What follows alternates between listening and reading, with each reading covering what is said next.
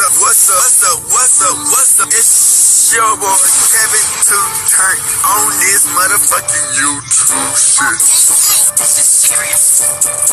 Wow, what the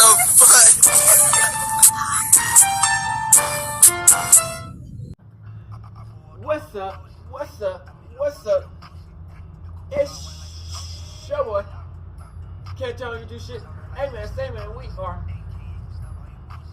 lit that man. Turn. Today, motherfucker today, showing outside big crib in the gang. Showing outside shit, man. Free Palestine, free Congo, Russia deal thing, and Texas stand the fuck up. Each day you ready to be a better version of yourself. You never let somebody bring you down, always fight back. Never let somebody tell you you are boss. Never put yourself in a position you belong. Stay humble. You got a revolution on this movement. Come to the Black Hebrew Israelite. As a real Jew, we'll continue to fight. Let's get it. Alright. Boom. Today, motherfucker today, showing outside big crib in the gang. Showing outside shit, man. Alright, man. So we got motherfucking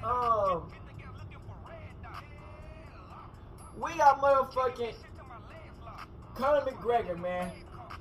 You know how they like to push all this shit the white people do under the rug. They can motherfucking steal 10 kids, cut 3 necks, strangle three old people, and all they get is 5 to 10 years of probation, of house arrest, if that. You know what I'm saying? So it just goes to show you, man, that this sexual assault case, man, you know, they try to do something to make it hurt Conor McGregor, but it's like, bruh, 250K, €1,000, which is $260K, $1,000, and I guess he lost a brand deal. Man, if that was a black nigga, but they were trying to take that nigga out, crucify, like, bruh, come on, man, you know, we just see the different, man, you know, but hey, he's still trying to fight this shit, man. So we got the whole breakdown of what really happened and how this went down, and it got pretty big. You know what I'm saying? So let's get it.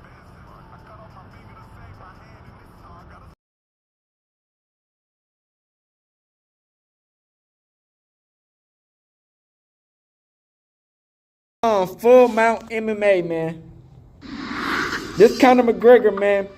Joe Rogan explains why he puts John Jones in a different category than Conor McGregor. John's in a different category. Conor self-destructed in a lot of ways because of money. He took that fight with Floyd Mayweather, made a ton of money off that, and then took a long time before he came back to MMA. Goofy ass motherfucker, bruh. I think that's just, it's money. You don't fight the best player in the motherfucking world off the bat, it's just nigga. A wild change. But when Conor was in his prime, he was a f***ing assassin. John is a special dude. When he's gone, we're all going to miss him. He's a different kind of guy. I mean, he's been at the top for 14 f***ing years. He was the youngest guy to ever win a UFC title at 23. But when John Jones won that title at 23, it's just been destruction of everyone ever since. Never ducked anybody, fought all the best, destroyed everybody, and dominated his division. Then went up to heavyweight, dominates at heavyweight. Alexander Volkanovski gives an update on what's next for him on his YouTube channel. Volk responded to the rumors that he's fighting Diego Lopez and says there's actually no talks about that fight at all. Make sure to go subscribe to Volk's channel. Links in the description. We don't know exactly what's going on just yet. We got to it. Let's get to it. Conor McGregor appeared in court today with his fiancée Dee. Conor has been found liable of S.A.ing a woman by the name of Nikita Hand in a Dublin hotel in 2018. Conor is now expected to pay the victim over $250,000 in damages. I want to show Freya and every other $250,000 is stand up for yourself. If something happens to you, no matter who the person is, justice will be served. To all the victims of I hope my story is a reminder that no matter how afraid you might be, speak up, you have a voice, and keep on fighting for justice. That white on white crime. Not only my life, my daughters, my family and friends tremendously. And it's something that I'll never forget for the rest of my life. But now that justice has been served, that white on white crime, bitch. And look forward to the future with my family and friends and daughter. Nikita, what has the last 2 weeks been like? Do you have any reaction? Do you have a reaction? Do you have an apology to the women at the centre of this? I'm part of the role model for young fans. Goofy ass. Conor McGregor released a statement. He posted this to X. He wrote, "I will be appealing today's decision. The judge's instruction and the modest award given was for assault, not for aggravated or exemplary damages. I'm disappointed that the jury did not hear all the evidence that the DPP reviewed. I'm with my family now, focused on my future. Thank you to all my support worldwide." Demetrius Johnson reacted to the news. He wrote, "Shame on him." And that's going to wrap it up for the news. Thanks for watching. Nitty gritty. The mixed martial arts star Conor McGregor raped a woman in a Dublin hotel in 2018. 1-2, Cian Cowley, charge of penal law 145-10, and various other charges. Damn, Conor McGregor look like a fucking gnome out the here. UFC star hanging out at a club with the same woman he's accused of. Clips circulating online seems to be taken after the alleged incident. On Friday, a Dublin jury found the former UFC champion Shout out to, liable in a civil Boxverse. case, concluding that he sexually assaulted Nikita Hand in a hotel penthouse following a night of partying on December 9th, 2018. Conor McGregor has voiced regret, but his statement doesn't seem directed at the woman accusing him of sexual assault. RTE News provided further details on the case, reporting that the jury awarded Hand nearly £250,000 in damages while clearing McGregor's friend James Lawrence of assault allegations. So goofy the verdict ass. followed days of intense deliberation, Pinhead with the jury ass. carefully examining testimonies and evidence presented during the trial. Hand, now 35 years old, had sued both McGregor and Lawrence, alleging they assaulted her after a night of partying. The jury's decision marks a significant moment in a high-profile case that has drawn international attention. Nikita Hand has won her High Court case against mixed martial arts fighter Conor McGregor. The jury at the High Court found Mr. McGregor raped Ms. Hand in a hotel in Dublin in December 2018 and awarded her almost €250,000 in damages. €250,000? The jury found How much that is that his in friend dollars? James Lawrence did not assault her. $50,000? 35-year-old Nikita Hand had sued Mr. McGregor and Mr. Lawrence for damages, claiming they raped her in the Beacon Hotel in Sandyford in December 2018. We need the During rape the hearing, kit. Nikita Hand gave a harrowing account of the events that unfolded on the morning of December 9th, 2018. She told the court that after a night of drinking and taking cocaine at her office Christmas party, she and her colleague Danielle Keeley believed they were heading to a party with McGregor in the penthouse of the Beacon Hotel in South Dublin. However, the situation turned violent when McGregor allegedly put her in a chokehold 3 times. Damn, bitch, you trying to go for gold, battering her. Hand stated that McGregor refused to take no for an answer. You know and you left her fucked with up when it's an bruises MMA described by a fighter on your paramedic ass. as some of the worst they had seen in a long time. She also revealed that she had to undergo a painful medical procedure to remove a tampon pushed so far inside her during the assault. The trauma has left her suffering from post-traumatic stress disorder, Damn, forcing bitch. her to give up her career as a hairdresser. After the hearing, Nikita Hand addressed the media and public with an emotional and heartfelt Doing all that statement, dumb dumbass expressing her shit. gratitude and reflecting on the journey to justice. Her words resonated deeply, highlighting the personal impact of her ordeal and the support she received along the way. Nikita Hand's powerful words captured the emotional weight of her experience and served as a reminder to other survivors that justice is possible. Her message emphasized the importance of speaking up and fighting for what is right, regardless of the challenges. I would like to start off by saying I'm overwhelmed, untouched by the support I have received from everybody. First, I want I don't to know why thank she got the a black Coleman name, legal Nikita. team and my 3 barristers, John Gordon, Ray Boland and Sean. They have been amazing from start to finish. I want to thank Mr. Justice Alexander Owens, the jury, all the witnesses.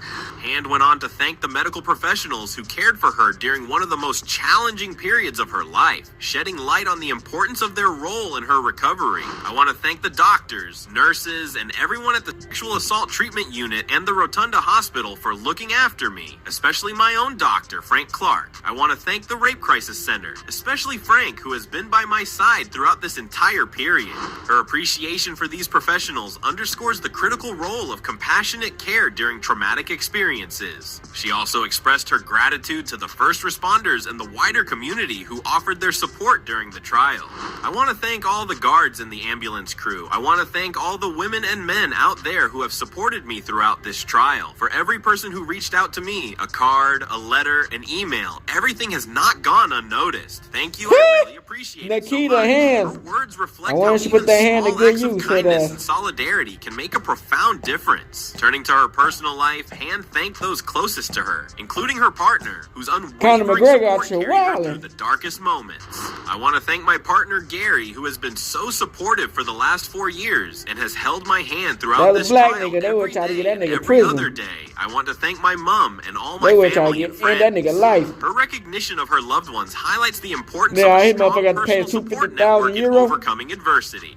Han's gratitude extended to her daughter, whose presence provided strength and purpose during her pursuit of justice. Lastly, I want to thank my daughter Freya, who I'm most grateful for. She has given me so much strength and courage over the last 6 years throughout this nightmare to keep on pushing forward for justice. Her words remind us of the resilience that can be drawn from loved ones, even in the face of immense challenges. Han spoke directly to victims of sexual assault, offering a powerful message of hope and encouragement to those who may feel powerless. She emphasized the importance of standing up for oneself, regardless of who the perpetrator is, and highlighted that justice can be achieved through courage and perseverance. Addressing the fears and doubts many survivors face, she encouraged them to speak out and use their voices as a powerful tool for seeking justice.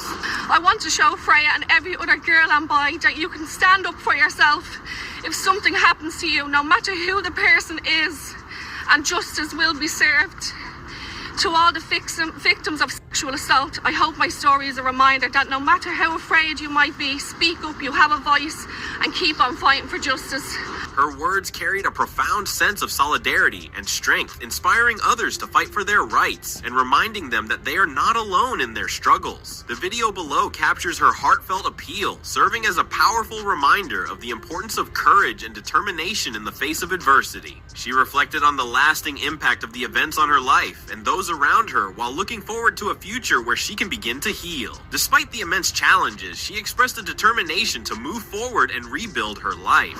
I know this has impacted not only my life, but my daughters, my families, and my friends tremendously. It's something I'll never forget for the rest of my life. But now that justice has been served, I can try and move on and look forward to the future with my family that little and bag friends. in your hand, you feel like Her you do reflection anything captures else. both the pain of her experience and the hope that justice brings. Han concluded her statement with a sense of closure, acknowledging the support she received and the courage it took to reach this point. To everyone who stood by me and believed in me, thank you. Justice has been served, and I hope my story inspires others to come forward and fight for what's right. Her closing remarks leave an enduring message of resilience and the power of speaking up. Nikita Han's powerful words not only convey her personal journey, but also inspire others to seek justice and stand strong in the face of adversity. Her statement serves as a testament to the strength of survivors and the importance of holding perpetrators accountable. At the end of the day, man, you always see everything, man. So whatever really happened, it's going to be brought to light. Who stood by him throughout the proceedings. Even if this Their was presence signified a close-knit whatever type support of trial system this was. during what would become a pivotal moment in McGregor's legal battles. The high-profile nature of the case attracted significant media attention, with cameras capturing every moment as the fighter entered the courtroom, appearing stoic and focused.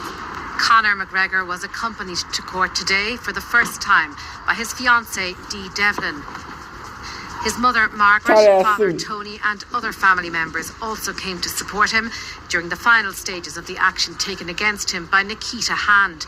After the verdict was delivered, McGregor exited the court without addressing the media. The jury's decision had concluded against him, leaving him liable for the damages awarded to Nikita Hand. Despite the immense public interest in his reaction, the former UFC champion made no comment, walking past the crowd of reporters with a somber expression. His silence stood in contrast to the loud debates and speculations surrounding the case.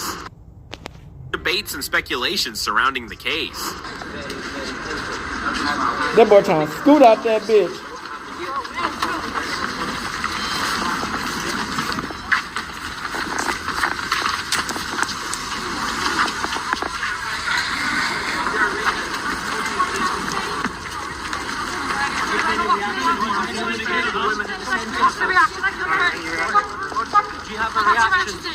So he pleaded guilty, basically.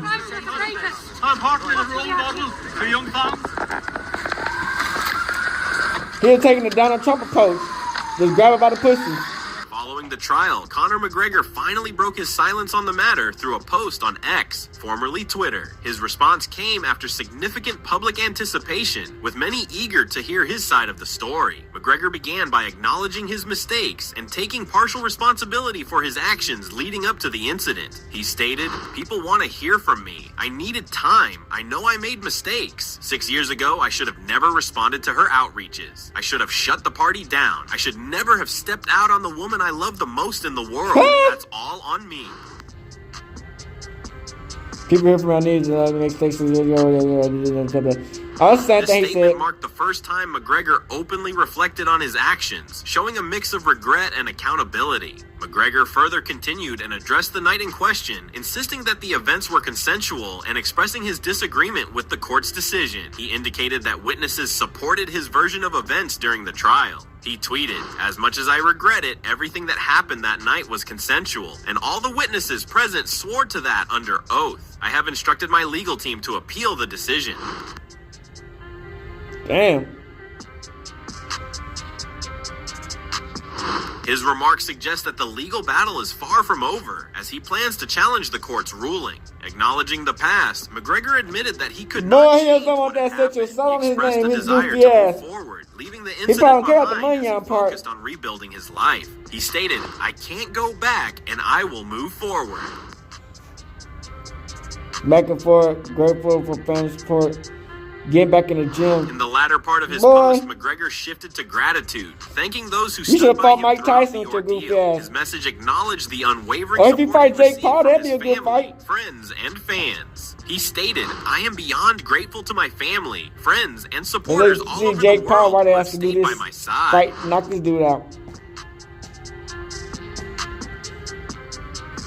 So he looking for people to fight and This shit. expression of appreciation highlighted the role of his support network during one of the most challenging periods of his life. Finally, McGregor concluded his response by looking ahead to his career, indicating his readiness to return to training and focus on the fight game once again. His words signified an attempt to put the case behind him and regain his professional momentum. He stated, "That's it, no more. Getting back to the gym, the fight game awaits."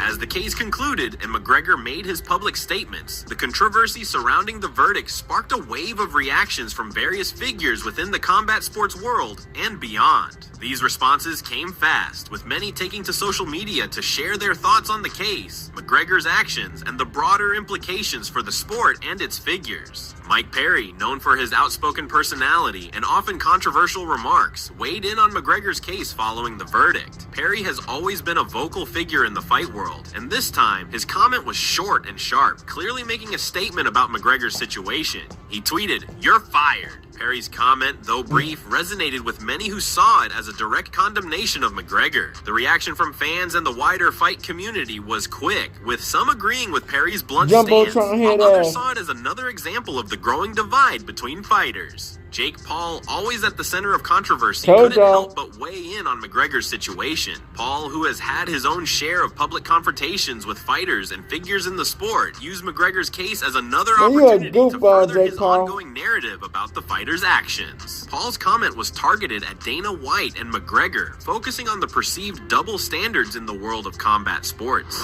He tweeted, "Dana hits his wife. Conor's convicted of rape, but I'm the bad guy." Jake Paul's tweet quickly stirred up even more controversy, adding fuel to the fire between himself and McGregor. The comment highlighted the contradictions Paul sees within the combat sports community, with the implication that high-profile individuals seem to escape consequences for their actions, while he, as an outsider, is often vilified. As expected, McGregor didn't let Jake Paul's comment slide without a response. The two have been involved in numerous public spats over the years, and McGregor's reaction was as personal and cutting as one might expect. His response, however, went beyond typical insults, adding fuel to their ongoing feud. He tweeted, "No, you're a little gay nerd." McGregor's quick retort was typical of his brash and controversial style. However, it only escalated the tensions between him and Paul. The comment not only only intensified their rivalry, but also led to further exchanges between the two, bringing even more attention to the case and its surrounding drama. Jake Paul, never one to back down from a confrontation, responded to McGregor's insult with his sharp criticism. Paul's tweet once again highlighted his frustration with McGregor's behavior, bringing attention to what he perceived as the fighter's lack of self-awareness in the wake of the trial and his past controversies. He tweeted, calling someone gay and thinking you are hitting them with a zinger shows how cooked Conor's brain is from all the coke. Shout out to all the nerds. Jake Paul's response pushed the limits of their rivalry even further. Paul's attack not only targeted McGregor personally, but also alluded to the fighter's previous struggles with substance use. The ongoing online clash between the two continued to draw attention, shifting the focus from McGregor's legal battles to their escalating feud. Andrew Tate, a figure known for his controversial opinions on gender dynamics in society, also weighed in on the McGregor verdict. Tate's response reflected his views on what he sees as a larger cultural issue, focusing on his beliefs about women and their motivations in legal cases involving men. His comments resonated with a portion of his followers, but were widely criticized by others for perpetuating toxic viewpoints. He tweeted, "Bullshit ruling again, Conor McGregor. Women sleep with rich men, and if that man doesn't fund their life afterwards, they lie and sue. Their brutal narcissism can't take the L of being undesired. We've set a dangerous precedent. It's literally impossible to be a man in the Western world." Andrew Tate's response added a new layer of controversy to the entire situation, with many decrying his opinions as harmful and misogynistic. His comments sparked debates online about the legal and social issues surrounding sexual assault cases, with many questioning whether his stance reflected a deeper societal issue or simply perpetuated negative stereotypes.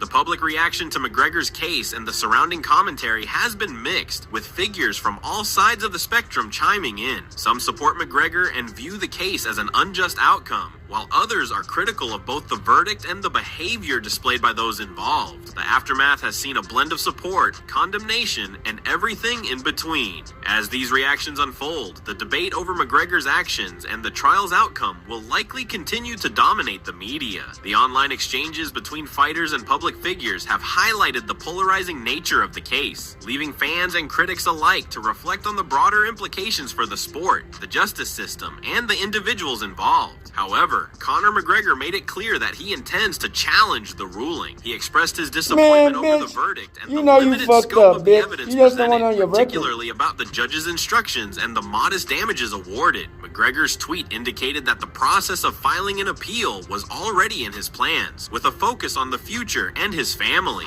He tweeted, "I will be appealing today's decision. The judge's instruction and the modest award given was for assault, not for aggravated or exemplary damage. I am disappointed that the jury did not hear all the evidence that the DPP reviewed. I am with my family now, focused on the future. Thank you to all my support worldwide." Following McGregor's tweet, many began speculating on the grounds of his appeal and the steps his legal team would need to take. Court correspondent Frank Graney explained the steps involved in appealing and highlighted the strict legal framework surrounding such cases. Graney noted that to initiate an appeal, McGregor would need to lodge the necessary paperwork with the court within 28 days of the verdict. This timeline sets the stage for the next steps in the legal process.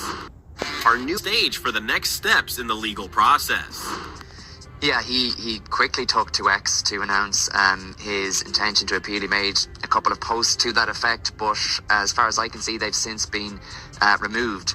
To bring an appeal, he, like anybody else in this situation, would have to lodge paperwork with the court within 28 days of the order being made against him. So the clock is ticking in that regard. It started ticking after the jury came back with its verdict on Friday afternoon. Graney further discussed whether McGregor had already begun the process of filing the appeal. Given the timing of the verdict, logistical challenges might have delayed the initiation of legal proceedings. The legal system requires appeals to be lodged within a defined period, and McGregor's legal team now faces the pressure of meeting this deadline.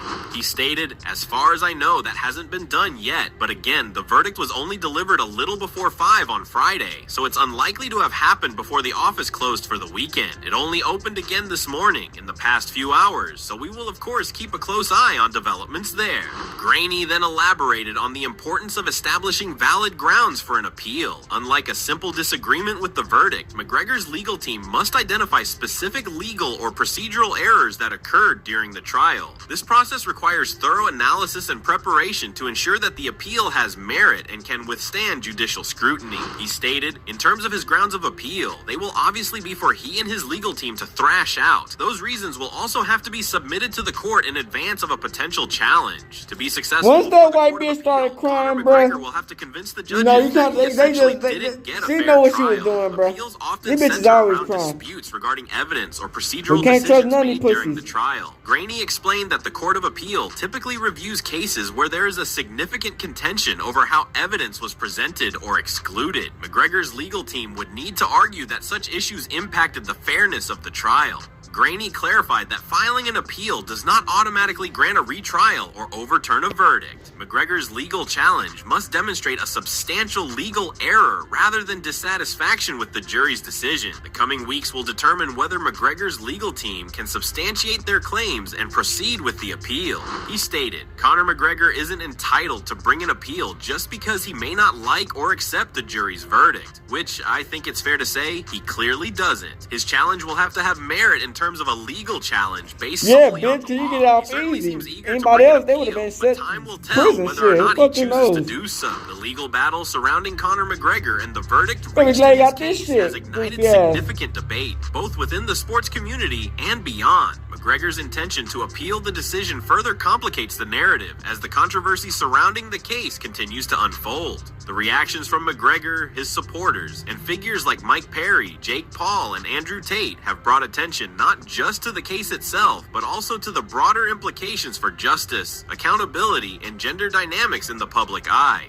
As McGregor moves forward with his appeal, the legal journey is far from over. Whether or not the appeal succeeds, the case has already left a lasting impact on McGregor's career, public image, and the landscape of combat sports. The intense scrutiny and public reactions will likely continue, adding new layers to an already complex story. In the meantime, Nikita Hand's powerful testimony has inspired many, serving as a reminder that justice is possible for survivors of assault, even in high-profile cases. Her strength and resilience have become a beacon for others as she continues to rebuild her life and move forward from a harrowing ordeal. Do you think McGregor's appeal will succeed? How do you feel about the reactions from other fighters and public figures? What impact do you think this case will have on McGregor's future in combat sports? Let us know your thoughts in the comment section below. Don't forget to subscribe. In the corner. It looks like MMA superstar Conor McGregor is making headlines once again. This time, not for his moves in the octagon, but for newly released hotel footage that has gone viral. The footage, which shows interactions between McGregor, Nikita Hand, and James Lawrence, has become a major focus in the controversial civil trial. While McGregor's legal team argues that the clips support his claims of innocence, Hand's attorneys maintain that the footage does nothing to disprove her allegations of assault. This latest development has raised plenty of questions. Does the footage shed new light on what really happened that night? Is it being interpreted fairly, or did it add more confusion to an already complex case? As the video continues to spark debate online, the world is watching closely to see how this evidence will shape the case and McGregor's already troubled public image. Stay tuned as we break down all the details. The case resurfaces. It all goes back to 2018. On December 8, 2018, Nikita Hand, a hairstylist, claimed that McGregor assaulted her following a Christmas party in Dublin. Hand, who also sued McGregor's friend James Lawrence, testified in court to the details of the assault and what happened afterwards. According to Hand, she was at a work-related party where she had a bit too much to drink and also did drugs. Later that evening, she and a colleague, Danielle Keeley, ran into McGregor and Lawrence, who they had previously exchanged messages with on Instagram before that night. Not only that, the duo also had a couple of mutual friends with Conor and James, so they went to chat with them, not knowing how it would end. Hand believed she was simply joining a casual gathering when McGregor invited her and her friend to a nearby hotel. However, her testimony paints a very different picture of what unfolded. Hand claimed she felt uneasy when left alone with Mcgregor in the penthouse suite of the Beacon Hotel. She testified that she made it clear she did not want to engage in any sexual activity, but despite struggling to free herself, Mcgregor ignored her objections and used his strength to pin her down and assault her. While describing the moment, she said that she was only staring at the bedpost, thinking about her daughter and thinking that she was going to die. Hand stated that despite multiple attempts to resist, including biting Mcgregor in self-defense, she was overpowered. She remembered being left terrified and in shock after the assault. Evidence, credibility, and challenges.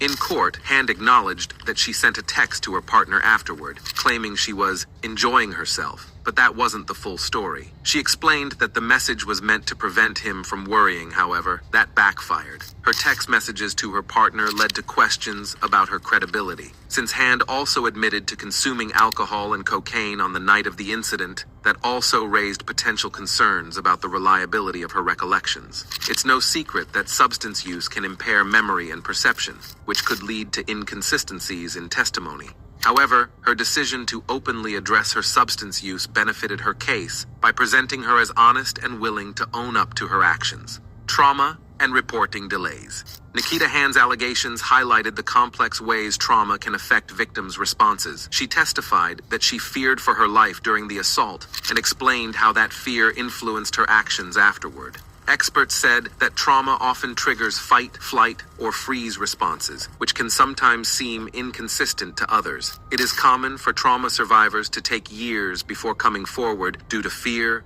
confusion, or societal pressures. In this case, Hand reported the assault 6 years after it happened. The court made it clear that the delay did not make her claims any less serious. Hand also claimed that James Lawrence, a friend of Mcgregor, sexually assaulted her later that night. So she got hit twice? That she did not remember the incident. She got ran a train on. You know you can get brand new and only learned about it. She got ran a train on. That Lawrence admitted to having sex with her. This gap in her memory, combined with the new information, added further complexity to the case. A chaotic courtroom.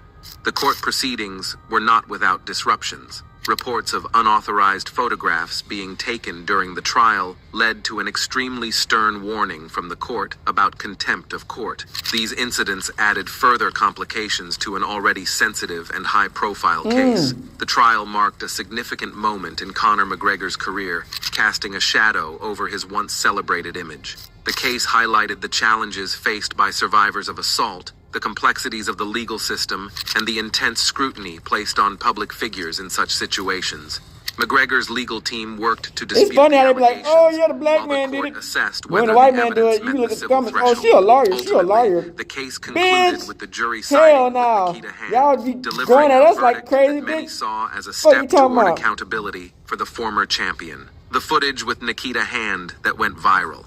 The hotel CCTV footage featuring Conor McGregor, See, I Nikita ran a Hand, train and on, James though. That's Lawrence wild. became the talk of the town during the civil trial. The viral clip was analyzed frame by frame in court, with every second scrutinized to piece together what really happened before and after the assault. The drama around the footage kept everyone hooked. After all, before this piece of evidence came to light, it was all a case of he said, she said, but not anymore.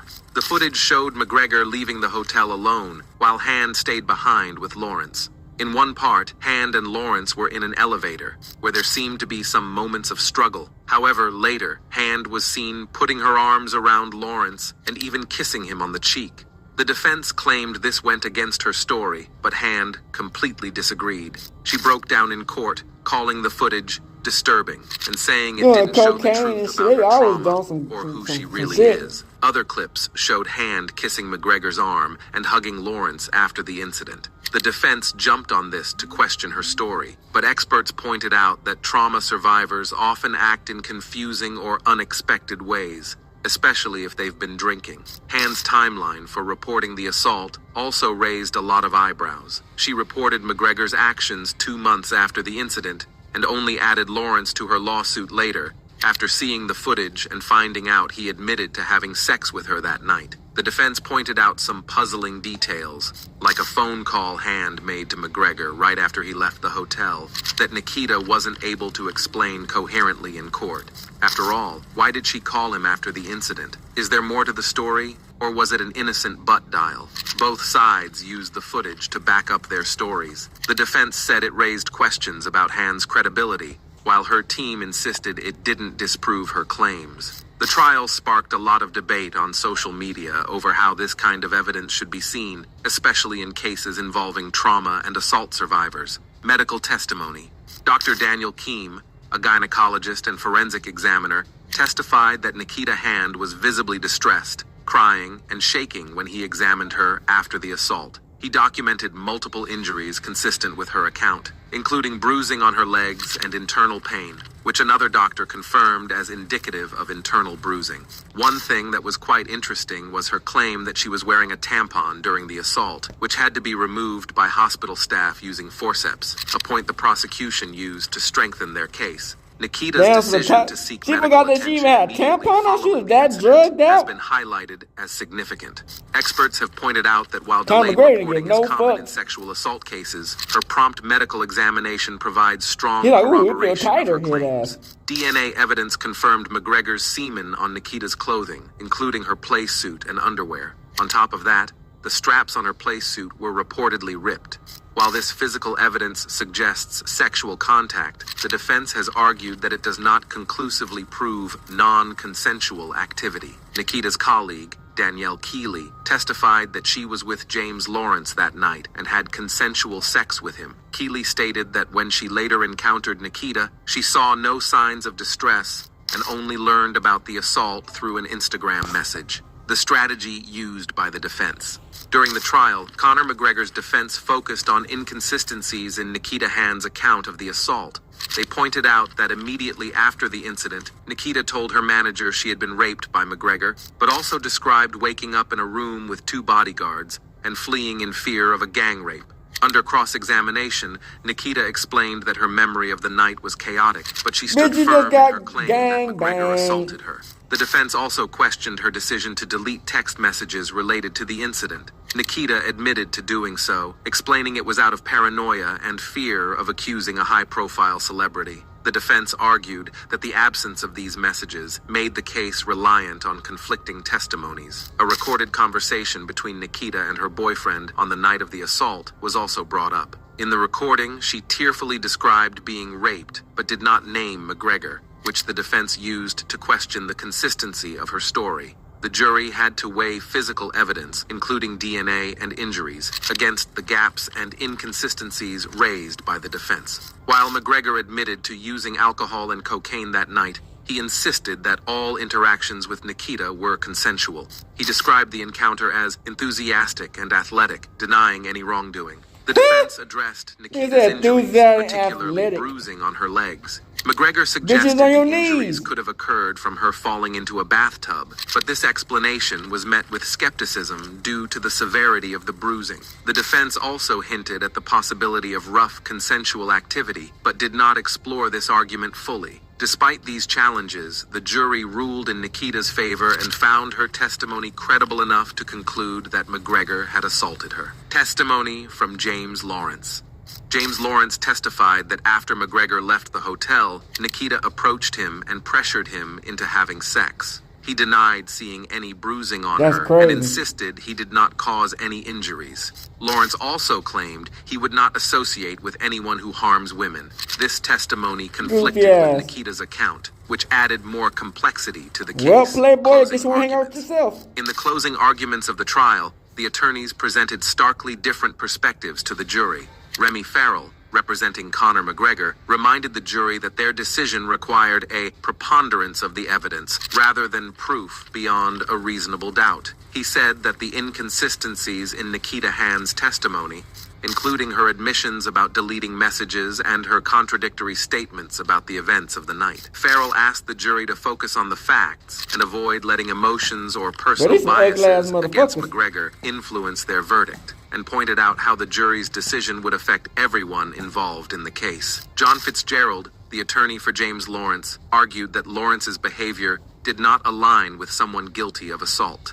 He pointed to CCTV footage showing Nikita initiating physical contact with Lawrence and questioned why Lawrence would openly admit to consensual sex if it could incriminate him. However, Fitzgerald also acknowledged the possibility that Lawrence might have been protecting McGregor due to their friendship or financial ties. John Gordon, representing Nikita Hand, focused on the medical evidence supporting her claims, including testimony about her PTSD caused by a violent assault. He criticized the defense's reliance on CCTV footage, arguing it failed to disprove Nikita's allegations. Gordon accused McGregor of cowardice for not apologizing to Nikita and suggested that McGregor might have been funding Lawrence's defense to discredit her story. The issues faced by the jury.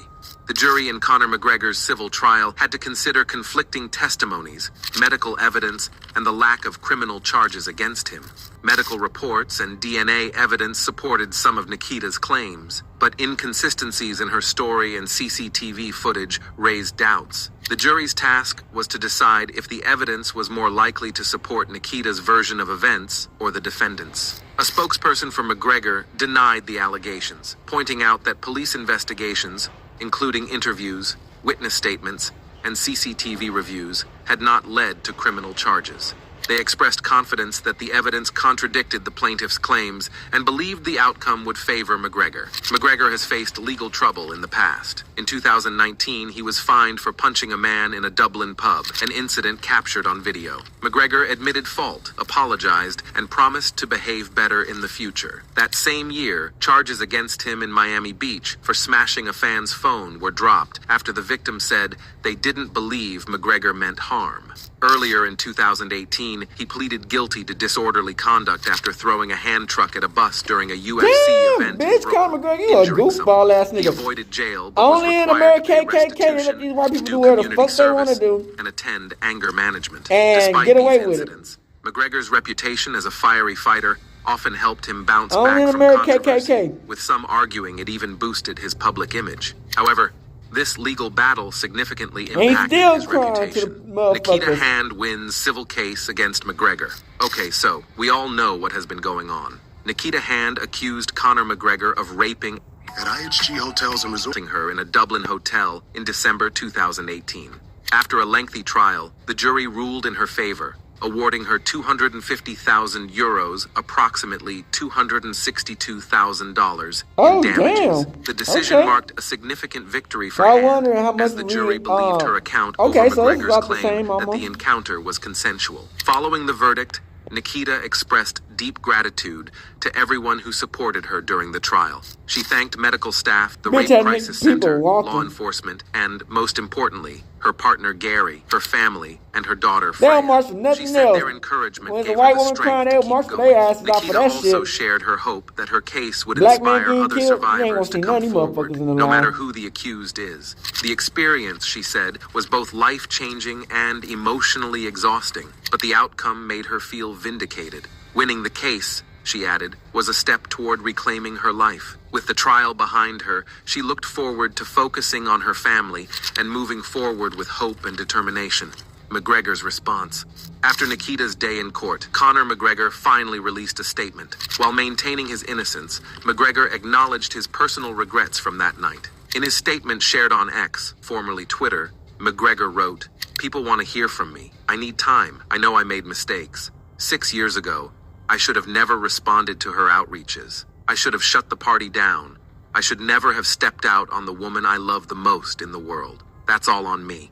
McGregor emphasized that he believes the encounter was consensual, saying, "As much as I regret it, everything that happened that night was consensual, and all the witnesses present swore to that under oath. I have instructed my legal team to appeal the decision." He concluded by expressing gratitude for his supporters. "I can't go back and I will move forward. I am beyond grateful to my family, friends, and supporters all over the world who have stayed by my side. That's it. No more. Getting back to the gym. The fight game awaits." Dropped from the game.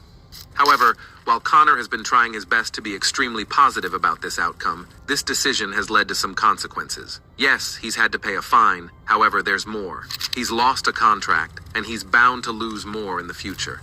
You see, Conor McGregor has been dropped from the video game Hitman 3, following the recent civil court verdict finding him liable for sexually assaulting Nikita. The game's developer, IO Interactive, announced the decision on X, stating that the collaboration with McGregor would end immediately in light of the ruling. McGregor voiced the character The Disruptor, a target in the game's storyline. IO Interactive confirmed it would begin removing all content featuring McGregor from its storefronts and stated that it takes the matter and its implications seriously. The studio has not yet clarified whether it will replace McGregor's character or remove the associated mission entirely. This marks a significant blow to McGregor's public image and business ventures, as IO Interactive is the first of his sponsors to cut ties following the ruling. As we all know, it can end up getting worse. The protests. And while thousands did support McGregor online, let's not forget that a lot of folks also came out in support of Nikita Hand. Hundreds of people marched in Dublin to show support for Nikita. The protest, organized by Rosa, a socialist feminist movement, coincided with the International Day for the Elimination of Violence Against Women. Marchers held signs with messages like, "Thank you, Nikita," and "Justice for Victims," as they moved from Dublin City Hall to the office of the Irish Director of Public Prosecution's DPP. Protesters expressed frustration over the DPP's earlier decision not to pursue a criminal case against McGregor, citing a lack of evidence to meet the higher legal standard required for criminal prosecution compared to civil cases. Speakers at the rally, including Natasha O'Brien, a prominent survivor of assault, praised Hand for her bravery. Protesters talked about the need for systemic changes to support survivors and ensure their voices are heard, calling the lack of criminal prosecution disgraceful.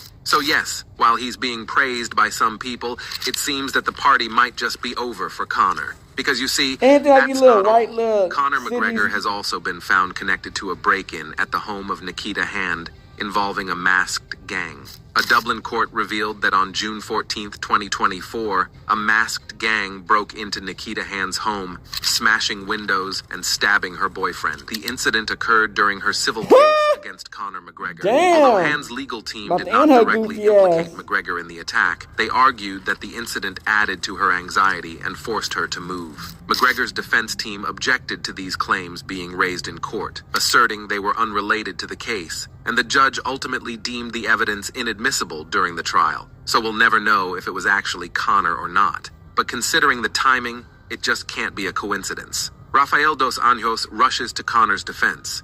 UFC veteran Rafael dos Anjos, a longtime rival, commented on the situation, wishing McGregor well despite their differences. "I hope he gets his life on track and starts making better choices," Dos Anjos shared online.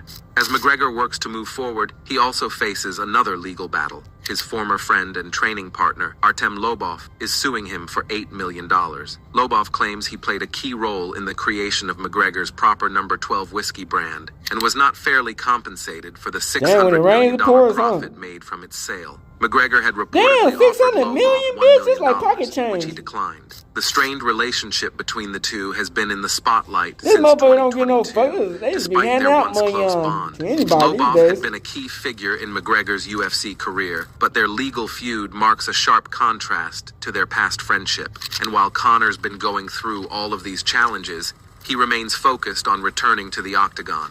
He thanked his family, friends, and fans for their support, writing, "No more, getting back to the gym, the fight game awaits." Fans are now eager to see if McGregor can overcome these personal and professional hurdles and reclaim his place in the UFC. So what do you think? Do you think Conor is actually guilty? Let us know your thoughts in the comment section. And before you leave, I'll be back. So you see from the fact that she won, you know what I'm saying? I guess this shit was they took the case in Ireland. You know what I'm saying? That's just like another branch of the American KKK. You know what I'm saying? Anything like these little white type of countries, these little, you know what I'm saying, weird ass countries.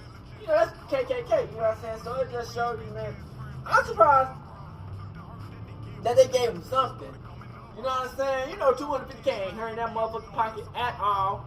I think that the only reason he wants this to happen because, you know, he just doing it on his little background. So when he try to get more money on, you know what I'm saying? This motherfucker loaded rich.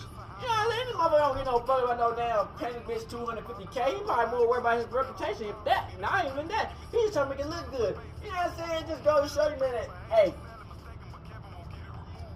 if you do some shit, they'll try to do you like Diddy. But if you want some white people shit, they'll try to do you like Conor McGregor. You know what I'm saying? These motherfuckers been like Hugh Hefner, all these motherfuckers been doing weird ass shit. Nothing happened. They say, oh, he's a marketing genius. He's a genius. We do some shit. Oh no, that nigga evil. You know what I'm saying? So I just gotta show you, man. It's like this system is double-sided. You know what I'm saying? We never gonna get treated the same. That's why we gotta fight for our respect, gang, and fight for our what's ours. Because if we listen to these motherfucking like type of systems around this motherfucking world, man, they keep us down forever. You know what I'm saying? We can't keep on falling for this shit. You know what I'm saying? Like, I was probably did something, but at the end of the day, man, they would have did us way dirty. You get what I'm saying? So it's just like, Conor McGregor, you lucky as fuck. You know what I'm saying? You just get to go away and say, oh, well, I got $250K and they, oh, I lost a little brand deal. But I can continue to fight and do this and that and this and this and this and that. They didn't send your ass to prison for no tens of years. Bitch, you good. You know what I'm saying? So it's just like, motherfucking white people are so fucking pampered and fucking like all that. They don't even understand how lucky they motherfuckers do be actually half the time. These motherfuckers be so fucking pussyfooting, pampered, little weak ass bitches, you know what I'm saying? But they do all this evil ass shit. You get what I'm saying? But hey, we just keep it real. That's all I am. Keeping it real. You dig what I'm saying? But we out this bitch. Hood, Northside, Crip, gang. Hey, Dad, you know, dog, when we link up, dog, this shit be legendary. You know this instrumental, you the engineer on it, so Kodak everywhere.